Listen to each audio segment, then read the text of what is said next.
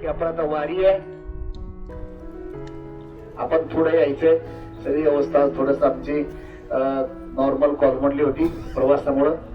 विनंती, कोणी उठायचं नाही, गाडीवाले कोणी गडबड करायची नाही. हरे राम राम राम हरे हरे, हरे कृष्ण कृष्ण कृष्ण हरे हरे. गणेश बा पुढे या. हरे राम माझे सेवा. हरे हरे, हरे कृष्ण कृष्ण कृष्ण हरे हरे.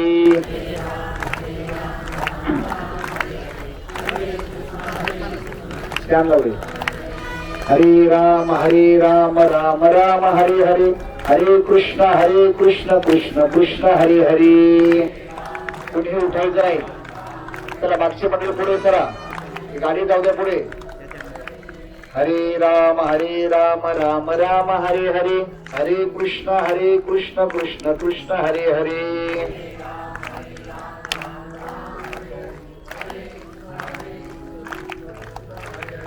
हरे राम राम राम हरे हरे, हरे कृष्ण कृष्ण कृष्ण हरे हरे.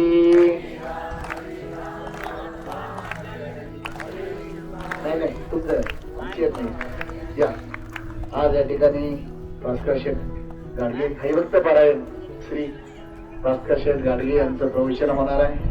नाही चेअरवर नाही, बसतो मला बाहेर थोडस बस. लोणंद मध्ये पातपूर साहेबांनी पहिलं प्रवचन केलं त्याचा बसा. तिथं जोरात एकदा त्यांचं टाळायचं जरा स्वागत करायचं. नाही तुम्ही बसा बसा बसा चेअरवर बसा. बसतो होय बसत त्याला नियोजन करतो.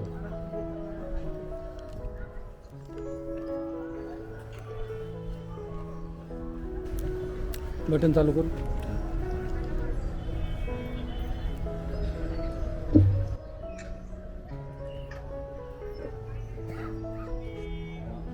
ज्ञानेश्वरी पूजा संपन्न होत आहे.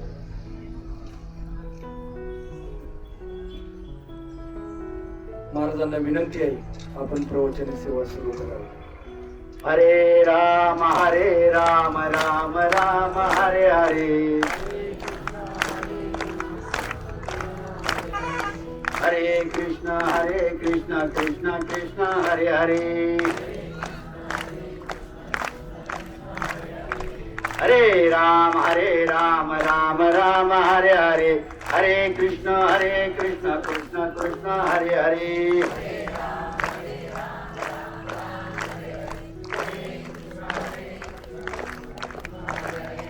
हरे राम राम राम हरे हरे, हरे कृष्ण कृष्ण कृष्ण हरे हरे.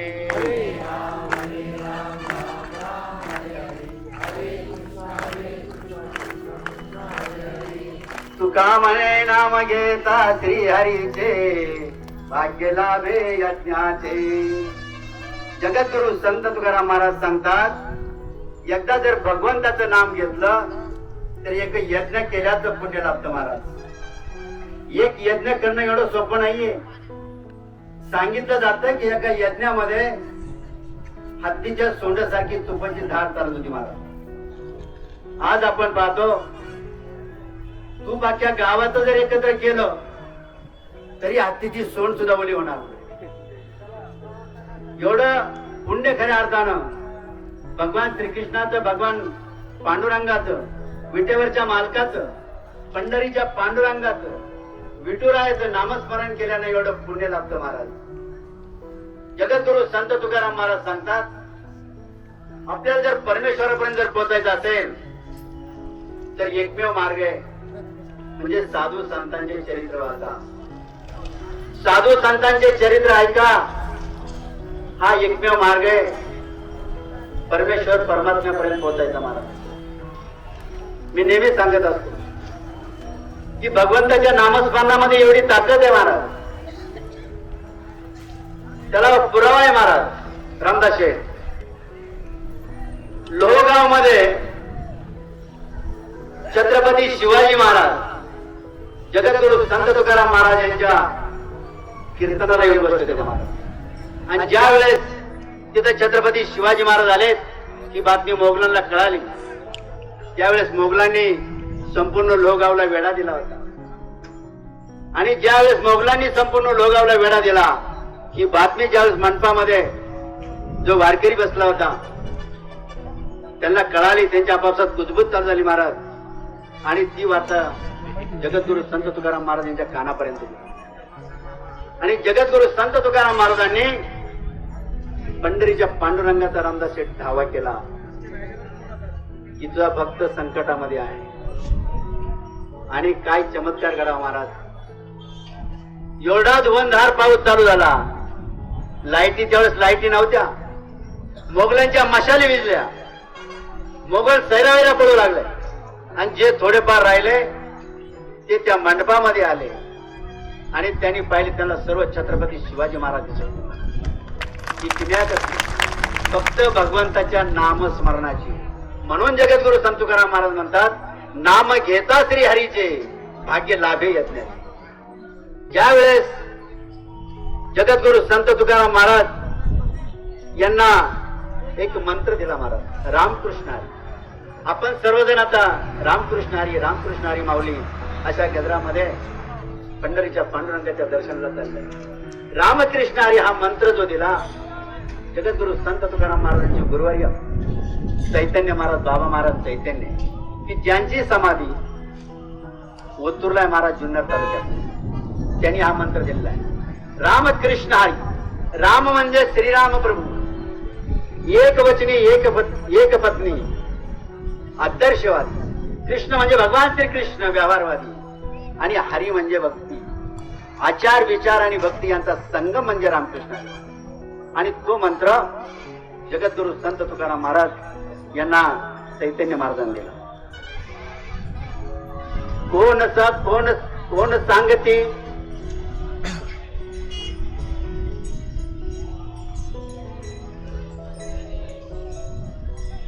कोण सांगती म्हणे भगवान बोलवल्यावरती येत नाही. तरी प्रसंग आहे महाराज एक दिवसाचा. कौन कहता है भगवान आते नहीं, द्रौपदी माते समान बुलाते नहीं. कौन कहता है भगवान आते नहीं. महाभारताचा प्रसंग आहे महाराज. हस्तिनापूरचं जे राज्य होतं त्या राज्याचे खऱ्या अर्थाने 3 मालक होते महाराज. एक विदुर काका होते, एक पंडू राजा होते आणि एक धूतराष्ट्र. धूतराष्ट्राला 100 मुलं होते. पंडू राजाला 5 पांडव होते आणि विदुर काकांना मुलबाळ काही नव्हतं. परंतु धूतराष्ट्राचा सर्वात मोठा मुलगा दुर्योधन हा अति कपटी होता म्हणून, एकदम निष्ठुर होता. त्याने पांडवांचे राज्य बळकवण्याचा प्रयत्न केला, पांडवांना त्रास देण्याचा प्रयत्न केला महाराज. आणि अखेर शेवटी पांडव ऐकत नाही म्हणून त्यांनी सारीपाटचा डाव टाकला. आणि तो सारीपाट खेळत असताना त्यामध्ये पांडव हारले, हस्तिनापूरचे राज्य हारले. आणि त्यांना द्रौपदी मातेला सुद्धा डावावरती लावलं आणि द्रौपदी माता सुद्धा महाराज तिथे हारली. ज्यावेळेस द्रौपदी माता हारली, पांडव हारले, त्यावेळेस दुर्योधनाने दुःशासनाला सांगितलं की द्रौपदीला सभेमध्ये घेऊन या. दुःशासन द्रौपदीला सभेमध्ये आणण्यासाठी गेले महाराज. द्रौपदीने सांगितलं की मी सिंगल वस्त्रावरती मी येणार नाही. दुःशासनाने ही सर्व बातमी परत दुर्योधनाला दिली. दुर्योधनाने सांगितलं की येत नसेल तर तिथे केस पकडून सभागृहात घेऊन.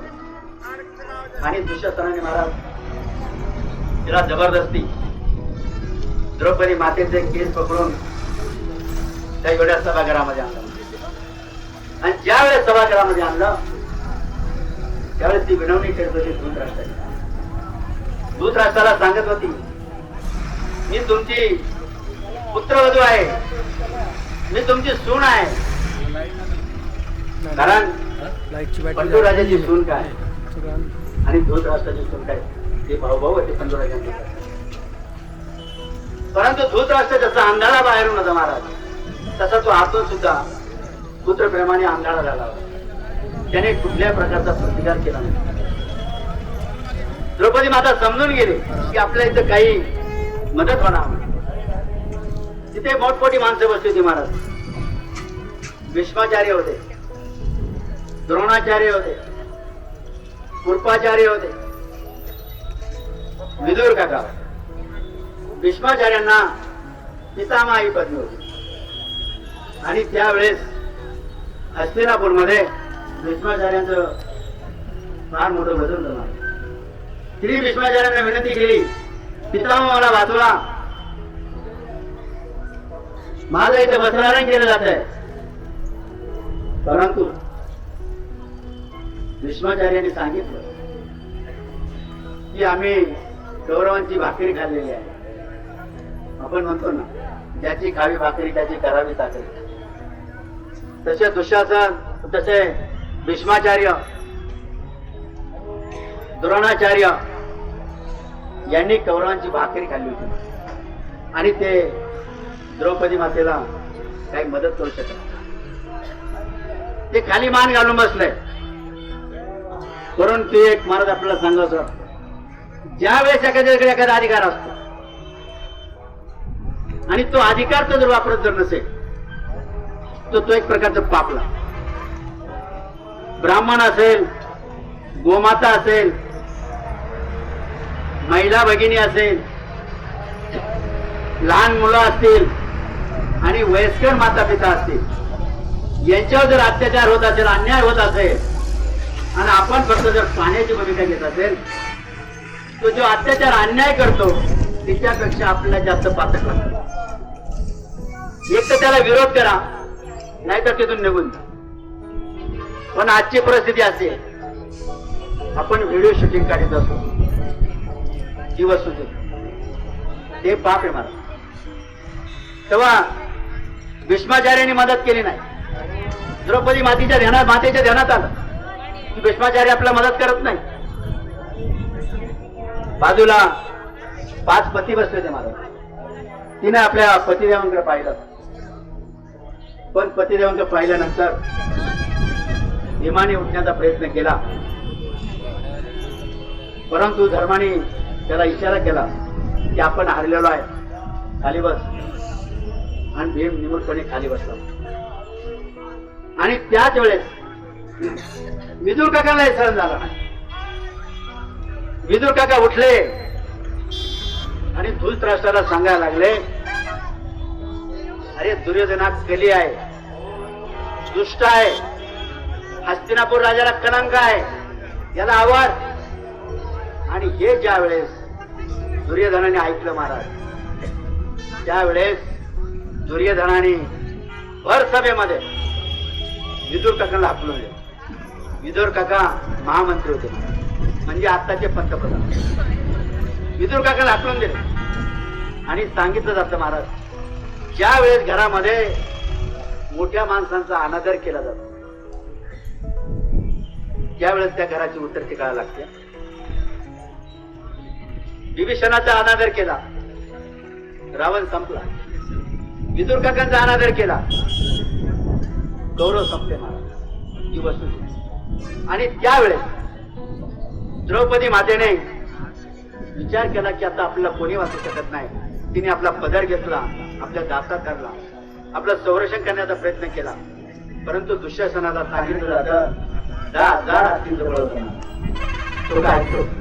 आणि ज्या वेळेस दुःशासन वस्त्रहरण करायला लागला, त्यावेळेस खऱ्या अर्थाने द्रौपदी मातेने परमेश्वराचा हाक मारली परमेश्वराला की कुठे गुंतलासी द्वारकेच्या राजा. वर हात करून हाक मारली, कुठे गुंतलासी द्वारकेच्या राजा. बघा महाराज आपल्याला कधी कधी कीर्तन चालू असताना वरती हात करायला सांगतात. याचा अर्थ जेव्हा आम्ही आपल्याला शरण आलेलो आहोत असा त्याचा अर्थ. आणि मातेने हाक मारल्यानंतर द्वारकेचा राजा जेवत होता महाराज. जेवता जेवता त्याने ऐकलं आणि ऐकल्यानंतर त्यांनी लगेच ताट बाजूला सांगितलं की माझी भगिनी द्रौपदी माता ही संकटामध्ये आहे. आणि त्यांनी गरुडाला बोलवलं आणि क्षणाचा विलंब न लावता महाराज तिला हजर झाले. हजर झाल्यानंतर आता त्यांनी विचार केला, आपण जर एक एक साडी जर सोडत राहिलो आणि मध्ये जर पुढे जर वेळ गेला तर द्रौपदी माता उघडी पडेल. तेव्हा भगवंताने वस्त्राचं रूप घेतलं, स्वतः वस्त्र बनले आणि एका पाठोपाठ एक साडी सोडित राहिले. 999 साड्या सोडल्या भगवंताने. द्रौपदी मातेसाठी 999 साड्या सोडल्या. आणि ज्या वेळेस 1000वी साडी न सोडता भगवंताने आपला पित्तांबर सोडला आणि पित्तांबर सोडलेला याने भीष्माचार्याने पाहिल्यानंतर भीष्माचार्य ओरडले दुशासनाला, अरे त्या पित्तांबराला हात लावू नकोस, नाही तुझा बस.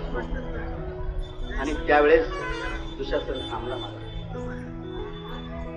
देवाने 999 साड्या का सोडल्या की ज्या वेळेस देवाचं बोट कापलं होतं त्यावेळेस द्रौपदी मातेने आपल्या पदर कट करून त्याची चिंदी हाताला बांधली होती आणि त्या चिंदीला 999 धागे होते, म्हणून भगवंताने 999 साड्या. म्हणून सांगितलं जातं, कौन कहता है भगवान आते नहीं, कौन कहता है भगवान आते नहीं, द्रौपदी माते समान बुलाते नहीं, कौन कहता है भगवान आते नहीं, कौन कहता है टाइम होऊन जाईल.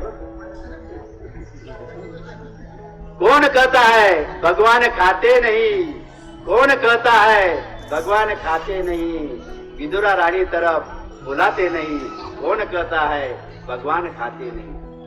एक दिवसाचा प्रसंग आहे महाराज.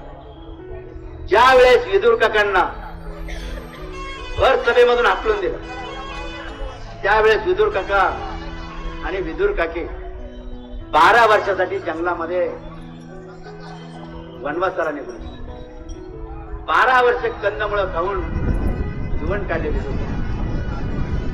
आणि एक दिवस असा प्रसंग आला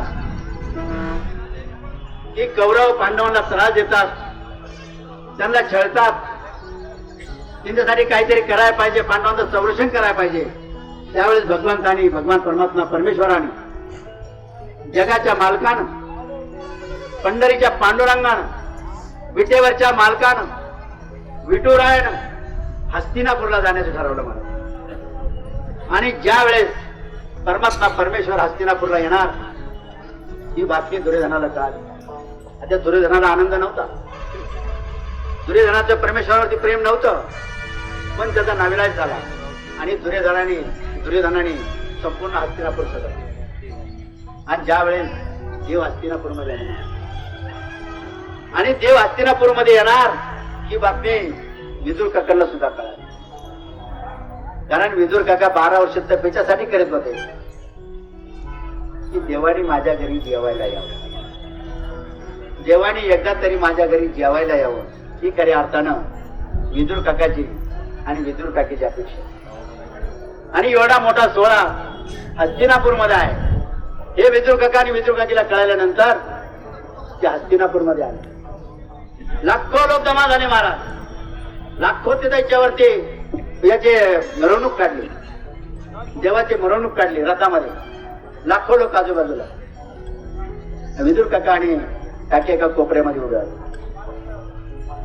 त्यावेळेस विदुर काकीने विचारलं काकांना की काका आपण एका कोपऱ्यामध्ये आहोत, आपल्याला देव दिसत नाही. त्यावेळेस काकाने सांगितलं, काका म्हणले अगं वेडे, आपल्याला जरी देव दिसत नसेल तर देवाला आपण दिसतो. चिट्टी के पैरों में घुंघरू बजाता है वो भी भगवान सुनता है. चिट्टी के पैरों में घुंघरू बजाता है वो भी भगवान सुनता है. चिट्टी म्हणजे मुंगी. मुंगी किती छोटी, तिचे पाय किती छोटे, पायामध्ये घुंगरू किती छोट आणि त्या घुंगरूचा आवाज किती असेल तो सुद्धा भगवंताला ऐकायला. हे ज्यावेळेस विदुर काकांनी सांगितलं त्यावेळेस काकीला आनंद झाला की जरी आपल्याला देव दिसत नसेल पण देव आपल्याला नक्कीच पाहत असेल.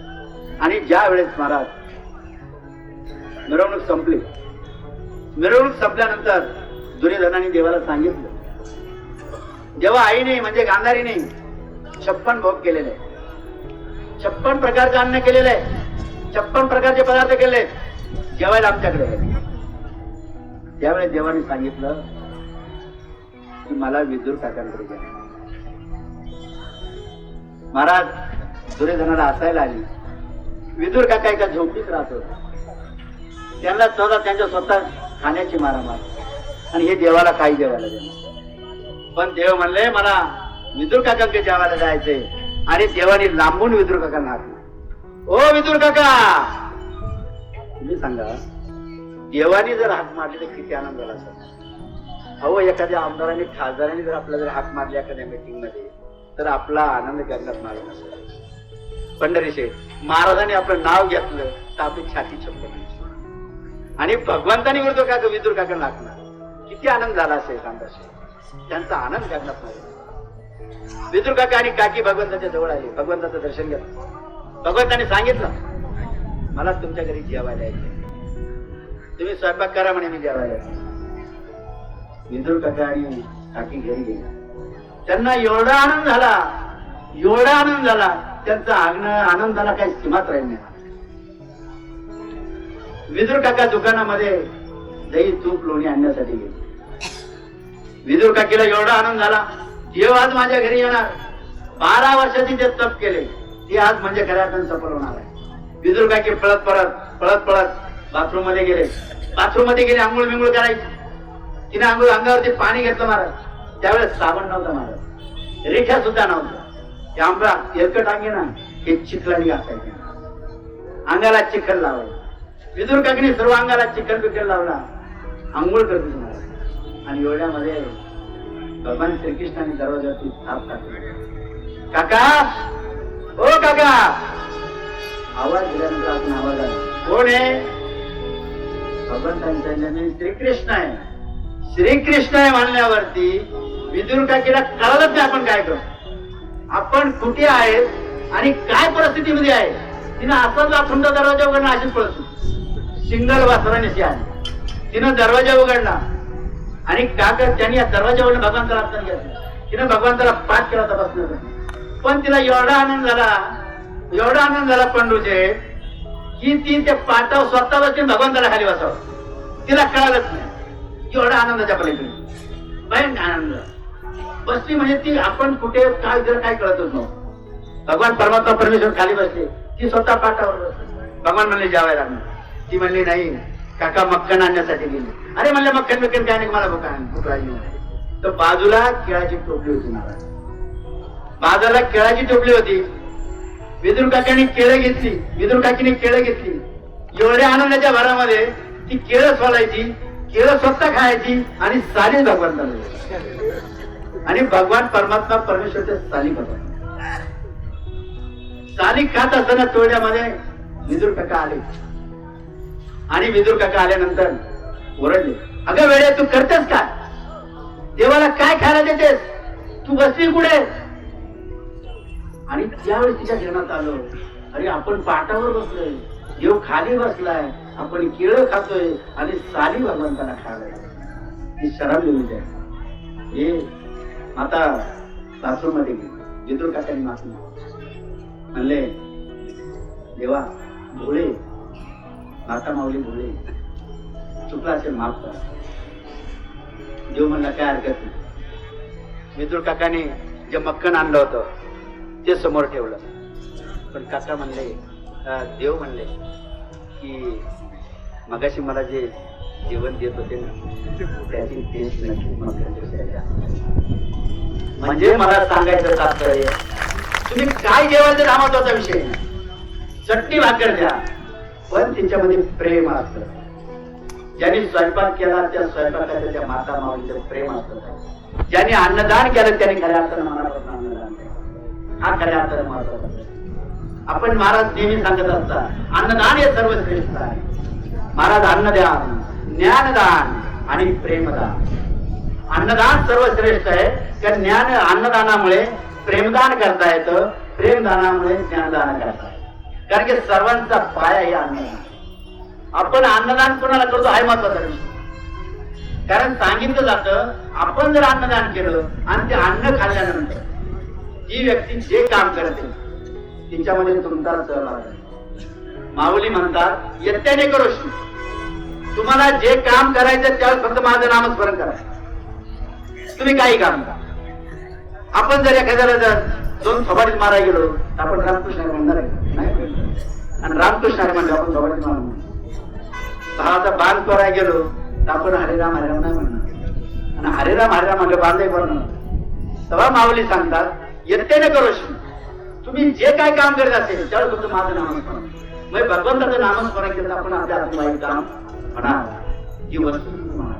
तेव्हा अन्नदान करताना आपण अन्नदान, आता ज्यांचं ज्या ज्या दिवशी ज्यांचं अन्नदान असेल त्या सर्वांना करायचं नाही. इथे जे काय भक्त मंडळी बसतील, जे काय पंढरीचे वारकरी बसतील, जो काय वारकरी संप्रदाय बसला, माता माऊली बसले, माझे बंधू भगिनी बसले, हे ते अन्नप्रशान केल्यानंतर जे काय नामस्मरण करणार आहे त्या नामस्मरणामध्ये ज्यांनी अन्नदान केलं त्याला तुम्ही स्वतः संप्रदायाचे नामस्मरण जरी नाही केलं तरी तुमचा सुद्धा, कारण की तुम्ही अन्नदान केल्यानंतर त्यांना शक्ती मिळाली आणि त्या शक्तीच्या द्वारे त्यांनी भगवंताचे नामस्मरण.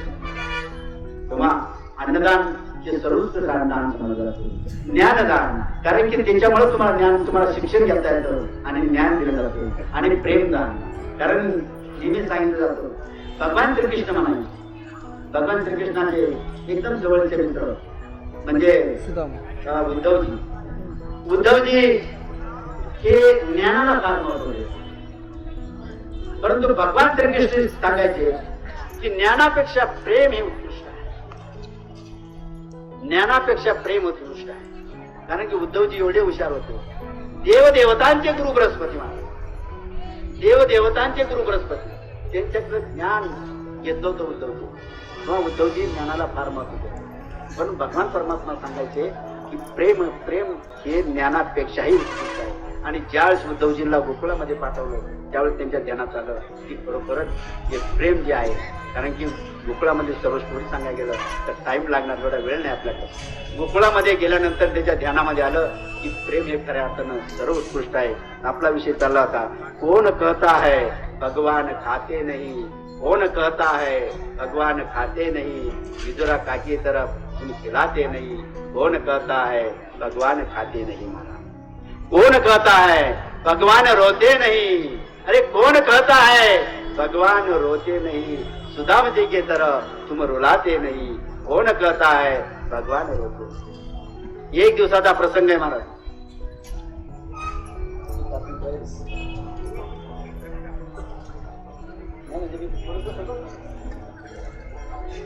कौन कहता है भगवान रोते नहीं है, कौन कहता है भगवान रोते नहीं है, सुदाम जी के तरह तुम रुलाते नहीं है, कौन कहता है भगवान रोते नहीं.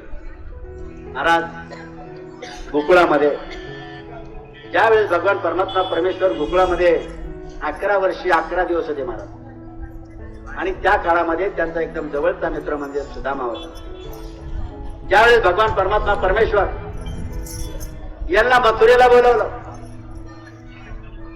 बलराम श्रीकृष्णांना मथुरेला बोलवण्यासाठी कंसाला धनुष्य यज्ञ करावा लागला.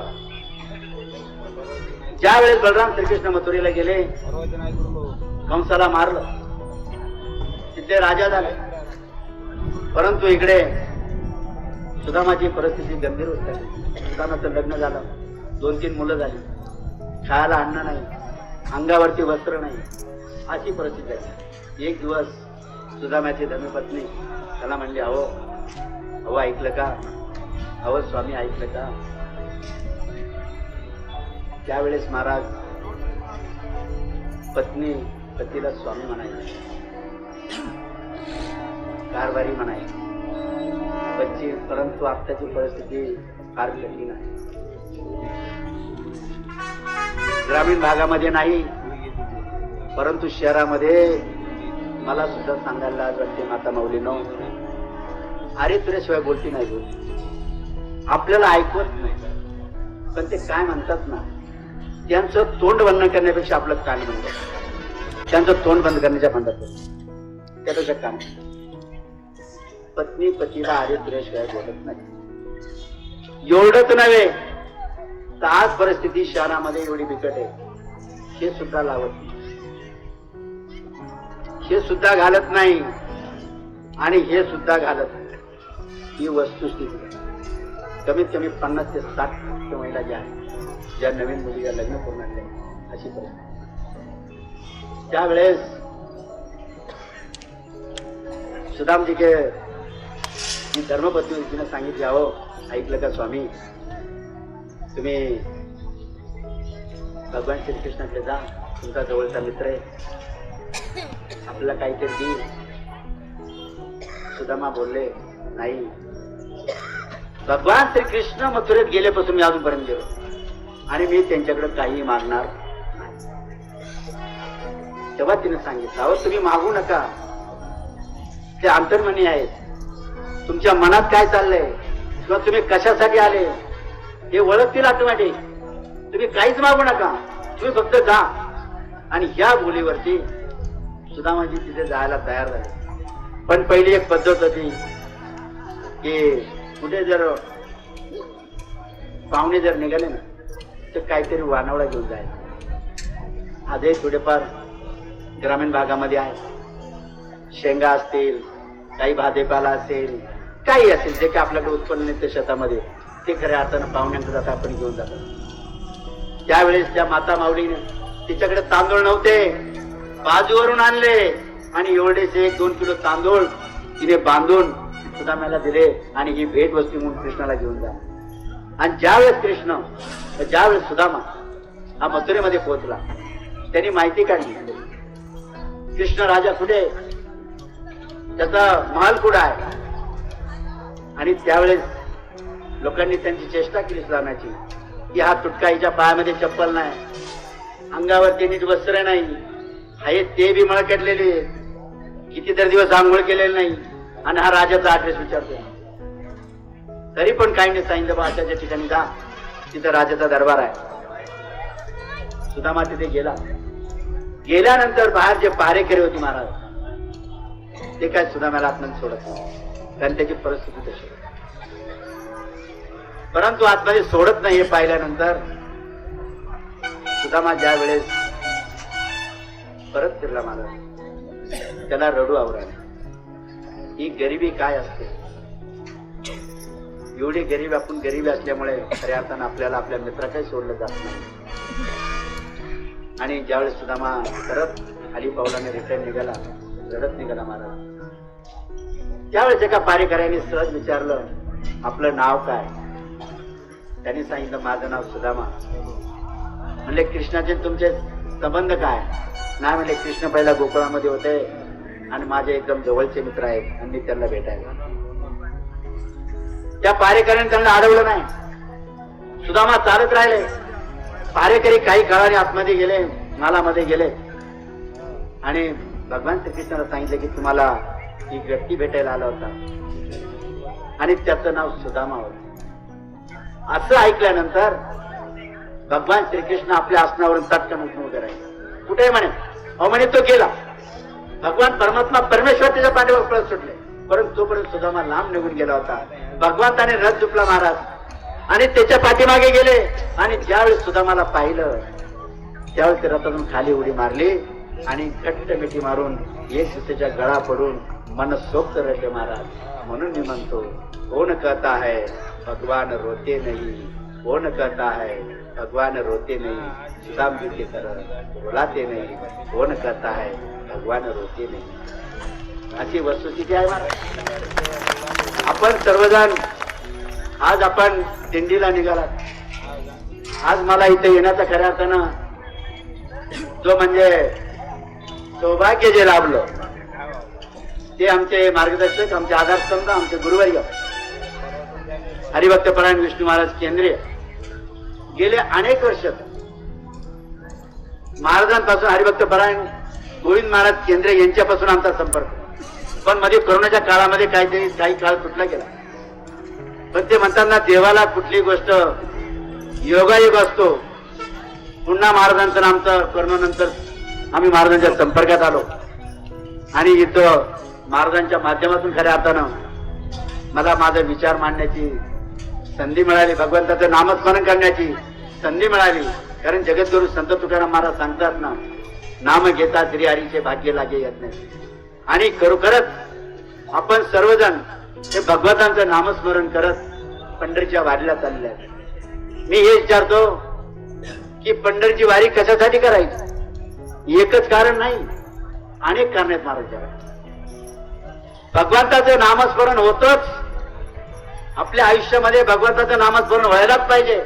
कारण नामस्मरण करण्यासाठी कुठल्याही अटी नाही, कुठल्याही वेळेचं बंधन नाही. तुम्ही कधीही नामस्मरण करू शकता. परंतु एक ध्येय ठरलेलं आहे आपल्या सर्वांना. त्या दिंड्या अनेक भागातून आणल्या आहेत, देशाच्या अनेक कानेकोपऱ्यातून आणल्या आहेत. छोट्या छोट्या दिंड्या आणखी त्याच्यामध्ये मिळाल्या आहेत. त्यामध्ये आमच्यासारखे काही लोक आणखी त्यामध्ये मिळाले. आणि मोठी दिंडी होणी भगवंताची, भगवान परमेश्वर परमात्म्याच्या पांडुरंगाच्या दर्शनाला चालली आणि तिथे जाऊन विलीन होणार आहे. जशी गंगा माया, जशी नदी नाले हे देशातून जगातून कुठूनही निघतात आणि मध्ये मध्ये त्यांना वडे नाले मिळतात आणि त्या नद्या नाल्यांचं पात्र वाढत जातं आणि लास्टला त्या सागराला मिळतात. ते नद्या नाल्यांचं ध्येय आहे, त्यांना जायचंय कुठे? सागराला मिळण्यासाठी जायचे. तर आपल्या सर्वांना जायचे कुठे? भगवंताच्या दर्शनासाठी जायचे. आपण सर्वजण भगवंताच्या दर्शनासाठी निघाले आहे, हे त्यामध्ये कारण आहे. त्याचबरोबर ही प्रेरणा आहे. इथं कोणी कोणाला फोन नाही केला. महाराज माझ्या बरोबर हे 15-20 लोक, 20-25 लोक आहेत. मी फक्त पंढर सांगितलं होतं, पंढरला सांगितलं होतं की आपल्याला दिंडीला जायचंय. गावी फक्त संजयला सांगितलं होतं दिंडीला जायचंय. तर महाराज संजयने त्यांनी सांगितलं असेल, पंढरीने सांगितलं असेल आम्हाला दिंडीला जायचंय, पंढरी फोन नाही करीत बसता येता का? मग कुणालाही फोन केले जात नाही. ही प्रेरणा आहे, ही आतून ही प्रेरणा मिळते. म्हणून प्रत्येक जण या दिंडीमध्ये सामील झाले आहे. महाराज तिच्या पुढे जाऊन सातत्य असतं. महाराज असं कधी होतं का? आज जात नाही, जाऊ दे झोपून राहतो, 9 वाजता उठा, असं होतं कधी? अहो तुम्ही 5 वाजताच उठणार, थोडाफार आराम करणार आणि संध्याकाळच्या टायमाला तिथं पोहोचणारच. म्हणजे सातत्य, म्हणजे जीवनामध्ये या गोष्टी फार महत्वाच्या. कुठलेही कार्य करीत असताना तुमचं पहिले ध्येय ठरवा. मला काय करायचं, मला पुढे पोहोचायचं, मला काय बनायचं. मला क्लास 1 ऑफिसर बनायचे, मला बिझनेसमॅन बनायचे, मला चांगला उत्कृष्ट शेतकरी बनायचे, मला वारकरी बनायचे, जे काय असेल. पण पहिले ठरवा, ध्येय ठरवा, आपल्याला जायचंय पुढे.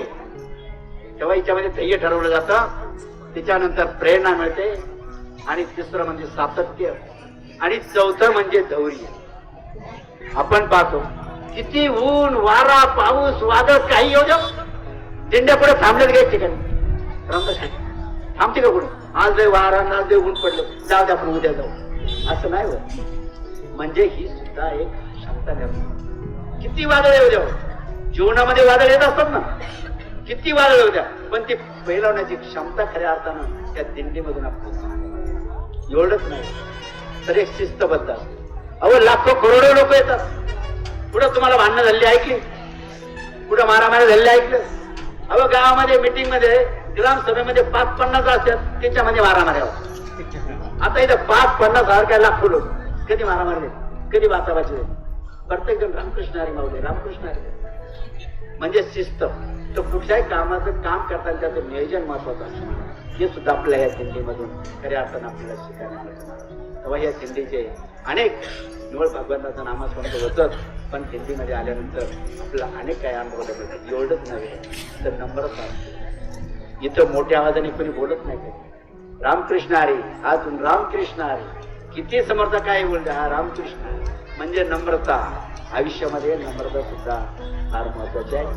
तेव्हा मी पुनश्च आपण थोडी मायबाप जनतेने मला जे काय माझ्या श्वाट बुद्धीमधून, माझ्या बोबड्या वाणीमधून आपल्याला जे भगवंताचं नामस्मरण मला करता आलं, ते मी भगवंताच्या चरणी समर्पित करतो. आणि आपण सर्वांनी ते खऱ्या अर्थानं श्रवण केलं, त्यामुळे मी आपल्या सर्वांना धन्यवाद देतो. आणि आपल्या सर्वांचा आत्तापर्यंत प्रवास जसा सुखाचा झाला, तसा पुढला प्रवास सुद्धा सुखाचा होऊ दे.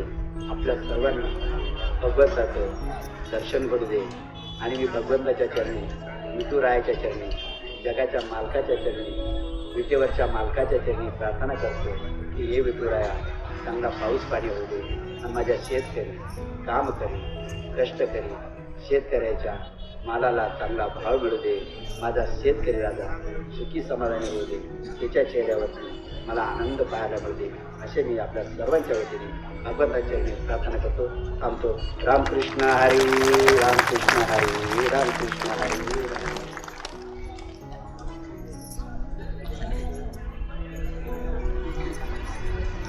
बाबा खाली बसा. आज चालू असल्या वाटचालीमध्ये योगायोगाने आज आमच्या बोलणं वेगळं असतं. आयुष्य गेलं ज्ञानेश्वरी पाठ गाथा पाठ करता येतो, पण या ठिकाणी व्याख्यान देता येत नाही. कदाचित या ठिकाणी सर्व गोष्टी करता येतात, पण माईक सांभाळता येत नाही. परंतु आज अतिशय कुठल्या शाळेत न जाता, कुठे न शिकता उत्तम प्रकारे मला सुद्धा विश्वास बसत नव्हता, इतके चांगले बोलतायत. आता पुढच्याशी धोतर घालून कीर्तन करा म्हणजे आमचं पारणं तिथे. आणि या ठिकाणी इतकं सुंदर असं प्रवचन या ठिकाणी हरिभक्त पारायण भास्कर शेठ घाडगे शेठने केलं, त्याबद्दल गुरुवारी गोविंद महाराज केंद्रीय संस्था मी पुन्हा सांगेल. कारण शिक्षण संस्थेमध्ये आम्ही शिकत असताना लोकांपुढे भीती वाटायची म्हणून बरेच कीर्तनकार झाडाशी संवाद साधायचे, झाडाशीच बोलायचे, चुकलं तर झाडाला बोलायचे, दगडाला बोलायचे. पण आज आपण माऊलीच्या सेवेमध्ये योगावर, आणि खरंच तुमचं भाग्य हे आहे की आज आम्ही आळंदीपासून चालत असून जागेवर वेळेत पोहोचलो नाहीत. तुम्ही मुंबईचा प्रवास करून, उलटा प्रवास करून इथपर्यंत आलात, ही सर्वात महत्वाची माऊलीची कृपा तुमच्यावर आजची आहे. आणि इथे येऊन उत्कृष्ट असं प्रवचन दिल्याबद्दल गुरुवारी गोविंद महाराज केंद्रीय संस्था शतशः ऋणी आहे, सज्जनवाईक आहे. महत्वाचं आहे या ठिकाणी शून्यातून विश्व निर्माण कसं करता येईल यांच्याकडे बघता येईल. ते काही मोठे व्याख्याते म्हणून आले नाहीये किंवा त्यांना नाव लौकिक करायचं म्हणून आले नाहीये. गुरुवारी गोविंद महाराज केंद्रीय बाबावर असलेल्या श्रद्धा आणि वारकरी या नात्याने इथे आलेत की वयाच्या 4-4.5 वर्षापूर्वी त्यांची आई वारली. आईचा आधार संपला. आईचा आधार संपल्यानंतर या ठिकाणी वडिलांनी त्यांच्या आई म्हणून पात्र सांभाळलं आणि वडील म्हणून पात्र सांभाळलं. शून्यातून या ठिकाणी कष्ट करून आणि इथपर्यंत मुंबईसारख्या ठिकाणी आज उद्योजक बनून त्यांनी या ठिकाणी मोठं नाव लौकिक केलं. त्यांचं खूप मोठं कार्य आहे.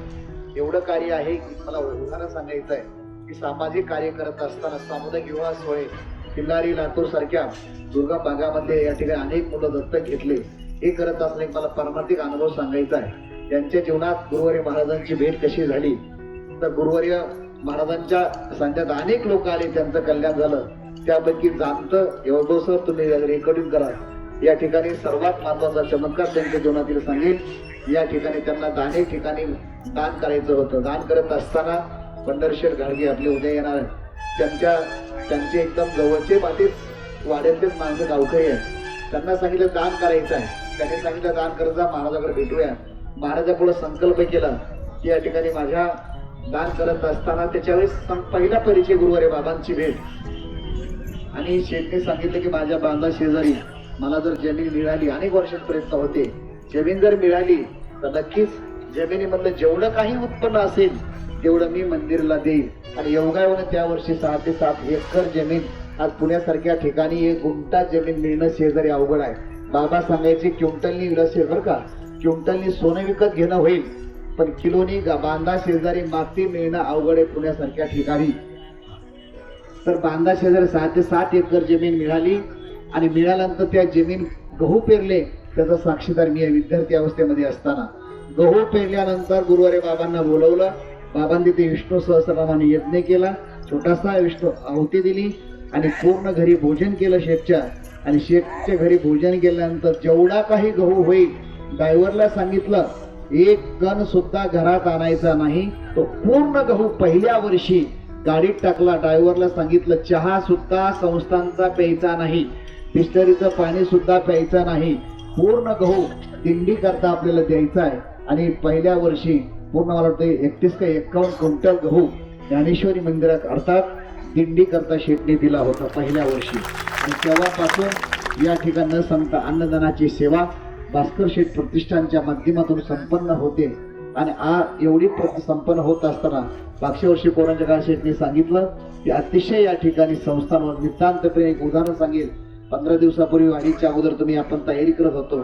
तयारी करत असताना 15 दिवसापूर्वी 23 तारखेच्या अगोदर 17, 18, 19, 20 तारखेच्या दरम्यान जूनच्या शेठच्या मोठ्या भाऊजी अचानक वारल्यानंतर 23 तारखेला गहू गोळा करायचा कार्यक्रम होता आणि गहू गोळा करत असताना गहू या ठिकाणी 23 तारखेला बोर्ड छापले, व्हॉट्सअप केलं. मला सांगितलं माझी या ठिकाणी वेळ घेतली, कोणत्या दिवशी तुम्हाला सहज सुलभ होईल.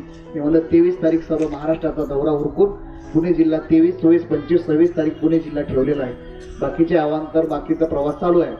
23 तारखेला प्रतिष्ठानच्या माध्यमातून लोक अर्पण सोहळा होता गव्हाचा. ऐका, 4 ते 5 दिवस, 3 दिवस अगोदर 3 दिवस त्यांच्या मोठ्या भाऊजाई वारल्या, अतिशय मोठ्या. आणि वाढल्यानंतर शेठचा फोन आला 23 तारखेला. मी त्यांना 22 तारखेला भेटण्याकरता घरी सांत्वन म्हणून आपलं भेट जाणं करते, भेटायला निघालो. निघाल्यानंतर 10:30 वाजता फोन आला, महाराज कुठे? मला तुमच्याकरता येतो भेटायला, तुम्ही थांबा घरी. म्हणजे मी घरी नाही आहे, मी मुंबईला लालबागला पोहोचलोय, आज येऊ नका. म्हणलं उद्या आपल्याला कार्यक्रम कॅन्सल करायचे, या वर्षी गहू गोळा करायचे, पण 10व्या नंतर दशक्रिया सोहळा झाल्यानंतर आम्हाला तुम्ही गहू द्या, या वर्षी आपल्याला गहू नका. दुःखामध्ये तुम्ही आहात, एवढा मोठा दुःखाचा डोंगर आहे आपल्या घरी. आणि स्वतः मोठ्या भाऊजाई वारल्यानंतर शेठने सांगितलं असू द्या, आपला नियम आहे, त्या नियमामध्ये खंड पडला नाही पाहिजे. प्राण जायले की बचन जाय, नामामने केशे राजा, केला नेम चालवी माझा.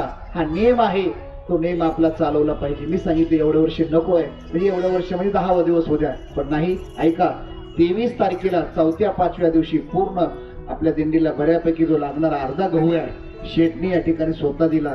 लक्षात ठेवा, ही सर्वात महत्वाचं आहे, सत्यवादी आहे. आणि याची विशेष मला सांगायचं आहे की आज सांगा, कुटुंबातला माणूस वारल्यानंतर कोणी भेटायला येत नाही, पण अशाही वेळामध्ये सत्कार न स्वीकारता सगळा कार्यक्रम आहे त्याप्रमाणे वाजत गाजत पेटेतून दिंडी निघून मंदिरात पांडुरंगाच्या हनुमंताच्या रायाच्या मंदिरात सत्कार समारंभ भजनी मंडळाच्या माध्यमातून तो गहू गाडीमध्ये एक पिकअपवर पाठवला. आणि मला हे सांगायचं आहे की हा नेम शेठने केला. आणि मी पुन्हा सांगेन की शून्यातून ज्यांना 1 रुपया सुद्धा नव्हता, मुंबईसारख्या ठिकाणी करोड रुपयाचा व्यवहार त्यांचा रोजचा आहे, कमी दिवसात कमी वेळेमध्ये. रामदास शेठला माहिती आहे, सर्वांना माहित आहे, खूप मोठं काम त्यांचं आहे.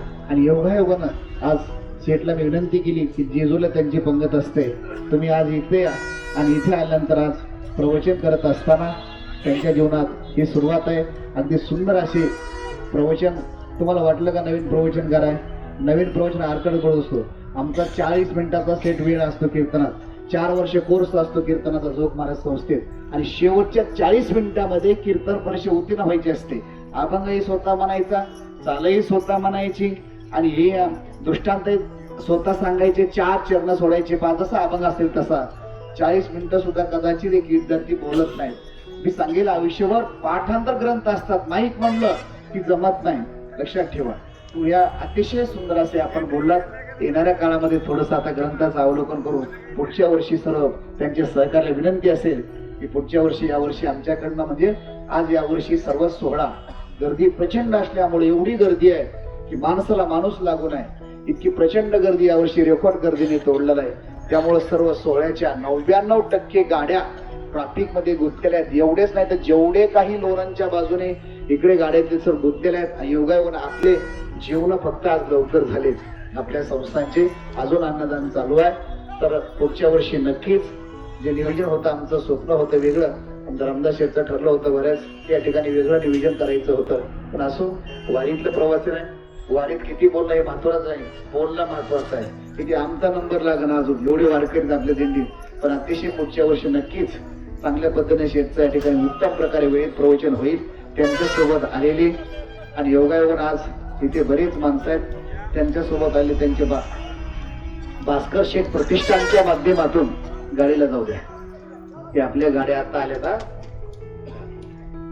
भास्कर शेठ प्रतिष्ठानच्या माध्यमातून इथे ज्यांचं आगमन झालं त्यांचं प्रथम मी स्वागत करतोय. गुरुवारी केंद्रीय महाराज संस्थांच्या वतीने प्रथम भास्कर शेठ गाडगे यांचा स्वागत सत्कार दिंडीच्या वतीने करत असताना जोरात एकदा टाळ्याच्या गजरात स्वागत करायचं.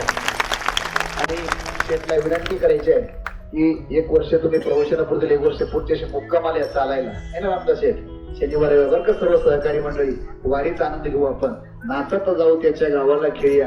पुढच्या वर्षी इथून जसं अर्धा प्रवास आहे नक्कीच यायला अशी अपेक्षा आहे.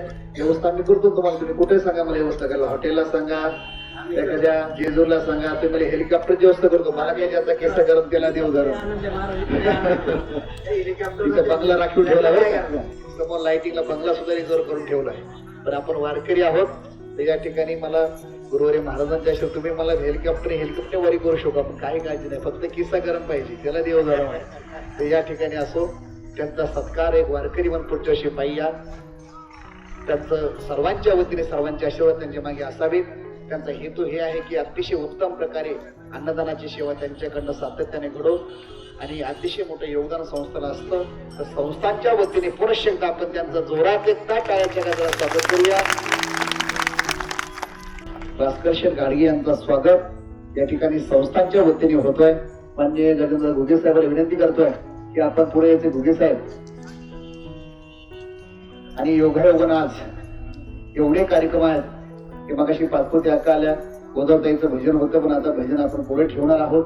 आणि सुदर्शन चॅनल दिल्लीचे सुदर्शन चॅनलचे चव्हाणके सर हे अतिशय मोठं, त्यांना ते सुद्धा 5 मिनिटांमध्ये सुदर्शन चॅनलचे मालक इथे या ठिकाणी आज पंक्तीला भेट देण्याकरता त्यांचा मिनिट एक महत्वाचा आहे.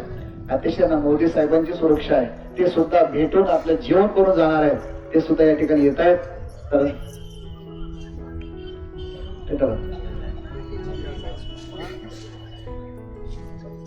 एक फक्त प्रसाद घ्या, बुका लावा, भाऊजाई बांधल्यात, फक्त नारळ घ्या, बाबांचा प्रसाद आहे, शाल नका घेऊ, प्रसाद घ्या, पुढच्या वर्षी घेऊ. नारळ द्या, प्रसाद द्या, दिंडीचा प्रसाद आहे, फक्त प्रसाद वरच बसा. या ठिकाणी पंढरीशेठ गाडगे आपण आलात, त्यांचं या ठिकाणी स्वागत होत आहे. या पंढरीशेठ गाडगे, राजेंद्र शेठ, नितीन शेठ, बोराडे, संतोष शेठ, भालेराव, अत्तेराव, संजयजी नांगरे,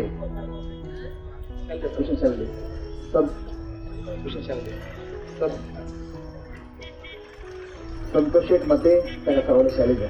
संतोष शेठ मते त्याला सर्वांनी शाळेत बांधू. ओम बुचडे, आरवी शेठ काळे, ओम पियुष शेठ काळे, आरवी शेठ बुचडे, पियुष शेठ काळे, राजशेठ बुचडे.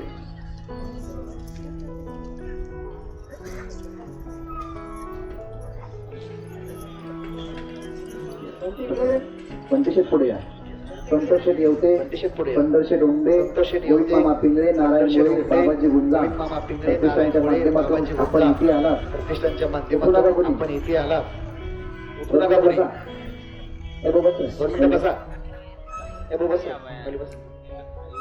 बाबाजी गाडगे, रामदास खामकर, वसंत शेठ गाडगे, तुकाराम शेठ गाडगे, आपण या ठिकाणी पुढे यायचंय. उठू नका. मनोज शेठ भट, आशु शेठ मथे, दत्ताशेठ गाडगे, श्रेयश येवते, दत्ताशेठ पानसरे, अंकुशेठ मथे, भोसाते दाजी, रामदासशेठ किल्लारी सत्कार करा. बोलून घ्या. भोसले दाजी, रामदासशेठ गुंजाळ, तेजस गाडगे, आकाश सावळे. पण सर्वांचं स्वागत, कोणाचंही मुख इथून जाऊ नये.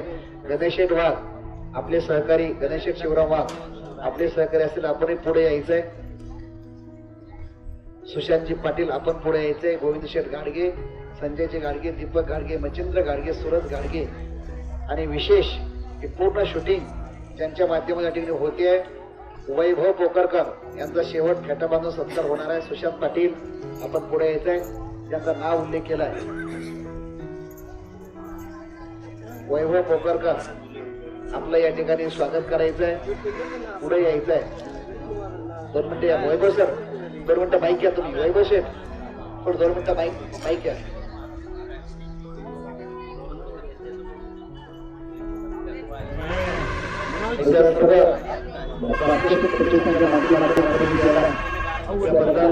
संस्था आपला आभारी आहे. इथेच बसा. गाड्या येतात, काळजी करू नका, सगळा दिवस होणार आहे. अंकुशेठ मध्ये याद करून आपल्या आजच्या दिंडीकरच्या अन्नदाना करता 5,001 रुपये दिलेला आहे. त्यांचं जोरात एकदा काळाच्या गजरात स्वागत करायचे. गाडीतून पावती घेऊन, शिवाजी पावती घेऊन, गाडीतून पावती पुस्तक शिवाजी ड्रायव्हर.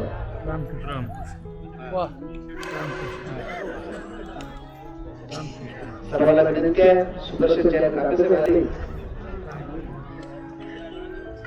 सुदर्शन चॅनलचे सर्वे जवान के सर त्यांचं सुद्धा इथे आपल्या दिल्लीला भेट देण्याकरता सर बोला.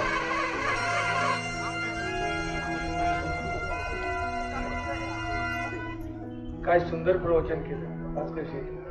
हा काय वाणी आहे. आणि तुम्ही सगळ्यांनी जमून भागून आल्यानंतर जे प्रवचन श्रवण केलेले आहे याहूनही काय थोडं बाकी.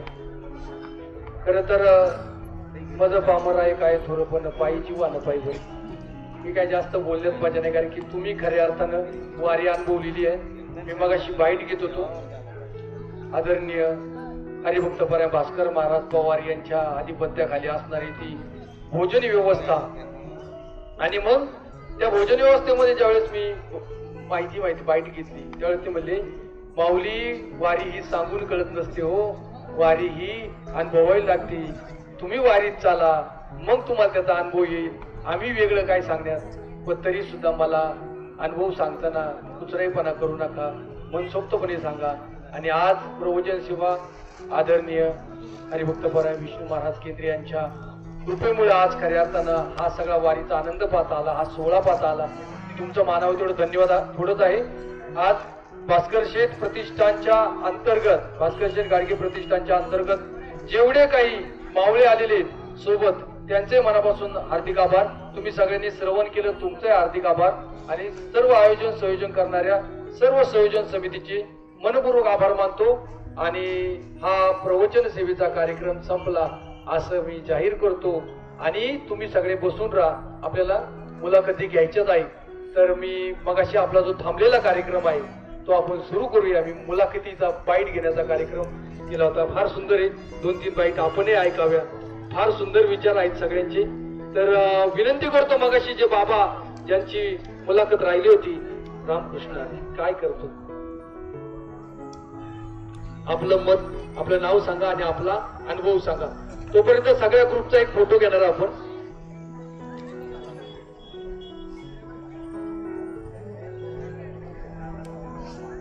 रामकृष्ण हरी. माझं नाव संजय जनार्दन सिद्धवाडकर, विटा जिल्हा सांगली. बँकेत असताना 1995 साली सांगोला जिल्हा सोलापूर येथील गौंडे नाना यांच्या प्रेरणेने मी 95 साली याच दिंडीतून आळंदी ते पंढरपूर अशी चालत वारी केली होती. थोडंसं मध्यंतरी थोडंसं प्रापंचिक हे थोडंसं जमलं नाही. पण ज्यावेळेस पुन्हा आणखी वारी करायचं थोडंसं डोक्यात आलं त्यावेळेस प्राधान्यानं काय असेल ते नाव फक्त ह्या केंद्रीय महाराजांच्या दिंडीत आलं. त्यामुळे चालू वर्ष सुद्धा ह्या दिंडीतून पुन्हा आपल्या समोर उभा आहे. दिंडीत अतिशय उत्तम पद्धतीचं नियोजन असते, व्यवस्था सुद्धा उत्तम आहे आणि मला त्याचा अनुभव सुद्धा चांगला यायला आला आहे. उत्तम. धन्यवाद धन्यवाद धन्यवाद. जालिंदर दबाजी राहणे, तालुका संगमनेर, गाव चंदनापुरी इथून आलेले.